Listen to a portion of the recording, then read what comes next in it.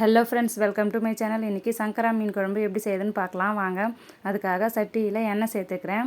இதில் கடுகு, வெந்தயம், சீரகம் சேர்த்துக்கலாம். கட் பண்ணி வச்சுருக்க வெங்காயம் சேர்த்துக்கிறேன். கருவேப்பிலை சேர்த்து இதை வதக்கிக்கலாம். வெங்காயம் நல்லா வதங்கி வந்ததும் இதில் தக்காளி சேர்த்துக்கலாம். இப்போ இது வதங்கி வரும்போதே நான் புளி தண்ணியை கரைச்சி வச்சுருக்கேன். இப்போ இதில் இந்த குழம்புக்கு தேவையான அளவு உப்பு, மஞ்சத்தூள், மிளகாத்தூள் சேர்த்துக்கலாம். கருவேப்பிலை சேர்த்துக்கிறேன். கொஞ்சம் வெங்காயம், தக்காளி சேர்த்து இதை நம்ம கையை வச்சு நல்லா கரைச்சி எடுத்துக்கலாம். பாருங்கள், இதே மாதிரி நல்லா கரைச்சிக்கோங்க. வெங்காயம், தக்காளி நல்லா வதங்கினதும் இதில் கரைச்சி வச்சுருக்க புளி தண்ணியை இது கூட சேர்த்துக்கலாம். குழம்பு நல்லா காஞ்சி வந்ததும் இதில் 1 ஸ்பூன் நாட்டு சர்க்கரை சேர்த்துக்கிறேன். சங்கரா மீனை க்ளீன் பண்ணி வச்சுருக்கேன். இதை குழம்புல சேர்த்துக்கலாம்.